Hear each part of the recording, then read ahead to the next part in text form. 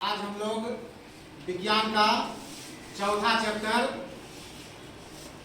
कपड़े तरह तरह के रेशे तरह तरह के बारे में पढ़ेंगे। तो सबसे पहले हम लोग इससे परिचित हो जाएं, इसका इंट्रोडक्शन पहले कर लेते हैं कि कपड़े के बिना मानव जीवन की कल्पना नहीं की जा सकती है। कपड़ा का इस्तेमाल केवल पहनने में ही नहीं बल्कि और अन्य कार्यों में भी होता है, अन्य कार्यों के निर्माण में भी किया जाता है।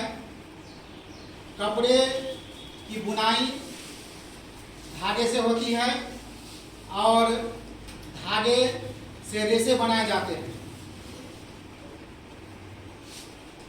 पहले कपड़े प्राकृतिक रेशों से तैयार किए जाते थे और इसके लिए हमें पौधों और जंतुओं पर निर्भर रहना पड़ता था। परंतु बढ़ती मांगों और आवश्यकताओं को देखते हुए इंसानों ने कृत्रिम रेशा तैयार करने के लिए सोचा और बनाने का प्रयास किया। बहुत प्रयासों के बाद, काफी प्रयासों के बाद वैज्ञानिकों को सफलता हाथ मिली। प्राकृतिक रेशे जैसे मिलते जुलते रेशे वैज्ञानिकों ने बना दिया। प्राकृतिक रेशा से मिलते जुलते बनाने में वैज्ञानिकों को सफलता मिली और इस रेशा का नाम क्या दिया गया? संश्लेषित रेशा। अपने दैनिक जीवन में पहनने वाले वस्त्र को हम देखते हैं, वे वस्त्र प्रायः संश्लेषित वस्त्र ही होते हैं। अब हम लोग इसके उद्देश्य के बारे में जानें। उद्देश्य रेशा के प्रकार जानना, संश्लेषित रेशा एवं उसके प्रकार को जानना, वस्त्रों की बुनाई को जानना एवं समझना, रेशों की पहचान करना। तो सबसे पहले हम लोग रेशा के प्रकार को जानेंगे। तो रेशा के प्रकार को हम लोग समझते हैं। ये रेशा है। रेशा दो प्रकार का होता है, प्राकृतिक रेशा और संश्लेषित रेशा। प्राकृतिक रेशा, जो रेशा हमें प्रकृति से प्राप्त होता है उसे प्राकृतिक रेशा कहते हैं। प्राकृतिक रेशा को दो भागों में वर्गीकृत किया गया है। पहला पादप रेशा और दूसरा जांतव रेशा। पादप रेशा, जो रेशा हमें पेड़ पौधों से प्राप्त होता है उसको क्या कहते हैं? पादप रेशा। जो रेशा पेड़ पौधों से प्राप्त होता है। तो पेड़ पौधों से जैसे कपास, पटसन, नारियल, ये इन पौधों से हमें कौन रेशा प्राप्त होता है? पादप रेशा प्राप्त होता है। अब जांतव रेशा, जो रेशा हमें किससे प्राप्त होता है? किससे प्राप्त होता है? जंतुओं से प्राप्त होता है। तो जो रेशा जो जंतुओं से प्राप्त होता है उसे जांतव रेशा कहते हैं। जांतव रेशा को भी दो वर्ग में बांटा गया है। एक है रेशम और दूसरा ऊन। रेशम हमें रेशम कीट से प्राप्त होता है और ऊन हमें भेड़, बकरी, ऊंट और याक से प्राप्त होता है। इसको समझ गए? अब एक दूसरा है संश्लेषित रेशा।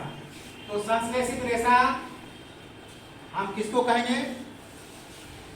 संश्लेषित रेशा रासायनिक पदार्थों से निर्मित होते हैं। मतलब रासायनिक पदार्थों से बने रेशे को संश्लेषित रेशा कहते हैं। इसका दूसरा नाम क्या है?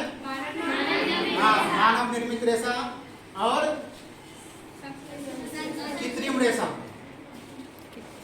नाम क्या होगा इसका? कृत्रिम रेशा।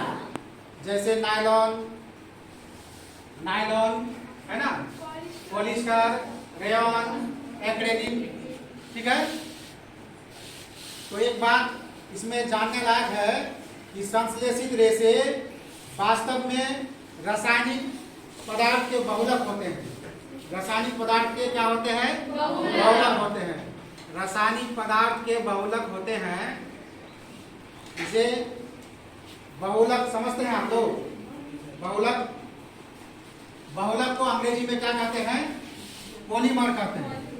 क्या कहते हैं? पॉलीमर। पॉलीमर दो शब्दों से बना है, पॉली और मर। पॉली का अर्थ होता है अनेक और मर का अर्थ होता है भाग या इकाई। तो पॉलीमर का अर्थ क्या हो गया? अनेक भाग या इकाई। तो हम लोग इसको इस तरह से समझ सकते हैं, जैसे आप लोग घर में माला देखे होंगे, मोतियों का माला देखो इस तरह से, ये है ना, इसमें जो है अनेकों मोतियां हैं। प्रत्येक मोती को हम क्या मान सकते हैं? एक भाग या इकाई मान सकते हैं। देख रहे हो ना? प्रत्येक मोती क्या हो गया? एक इकाई हो गया या भाग हो गया। और ये पूरा मोती मिला करके क्या बना? एक श्रृंखला बना। श्रृंखला बना मतलब बहुलक बना, एक बड़ी इकाई बना। इसी को हम लोग बहुलक कहेंगे। तो इसी तरह क्या कहें कि रासायनिक पदार्थों के बहुलक होते हैं। बहुत से सारे अनेकों रासायनिक इकाई इसमें मिले हुए होते हैं, किसमें? संश्लेषित रेशा में। अब हम लोग चलते हैं आगे कि इनके जो उदाहरण है, सबसे पहला क्या है? सबसे पहला नायलॉन। तो नायलॉन मानव निर्मित पहला पूर्ण रूप से संश्लेषित रेशा है। इसे 1931 ईस्वी में कोयला, जल एवं वायु से बनाया गया था। नायलॉन का रेशा काफी मजबूत, लचीला एवं हल्का था। यह चमकीला तथा धुलाई में आसान होता था। इसलिए यह वस्त्रों के निर्माण के लिए बहुत प्रचलित हुआ। नायलॉन का तार इस्पात के तार से भी अधिक मजबूत होता है। इसी गुण के कारण इसका उपयोग पैराशूट और चट्टानों पर चढ़ने के लिए किया जाता है। रस्सों के निर्माण में भी इसका उपयोग किया जाता है। हम नायलॉन से निर्मित कई वस्तुओं को उपयोग में लाते हैं, जैसे दांत साफ करने वाला ब्रश, रस्से, छाता, जाल, मोजे, बेल्ट। तो यह सभी किससे बनता है? किससे बनता है? हाँ, नायलॉन से बनता है। अब उसके बाद क्या है? पॉलिस्टर। तो पॉलिस्टर भी एक संश्लेषित क्या है? रेशा है, जो वास्तव में एस्टर नामक रसायन का बहुलक है। कौन रसायन का बहुलक है? एस्टर नामक रसायन का बहुलक है। इसका भौतिक ढांचा एवं विशेषताएं भी लगभग नायलॉन के समान ही होते हैं। इस रेशे से बने कपड़े में आसानी से सिलवटें नहीं पड़ती है और धुलने में आसान होते हैं। इसके रेशे को अन्य रेशों के साथ मिलाकर कपड़े बनाए जाते हैं। ठीक है, तो ये हो गया पॉलिस्टर। अब उसके बाद क्या है? रेयॉन। तो रेयॉन भी एक संश्लेषित रेशा है। कैसा रेशा है? संश्लेषित रेशा है। इसे कृत्रिम रेशा भी कहते हैं।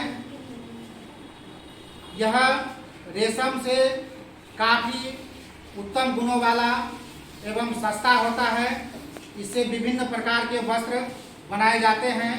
कपास के साथ मिलाकर इससे बिस्तर की चादरें बनाई जाती है।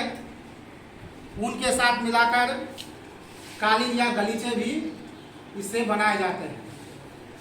तो ये हुआ रेयॉन। उसके बाद सबसे लास्ट क्या है? एक्रिलिक है।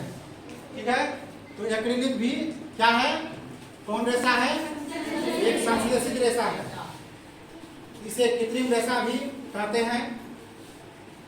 यह असली रेशम से कहीं उत्तम गुणों वाला होता है।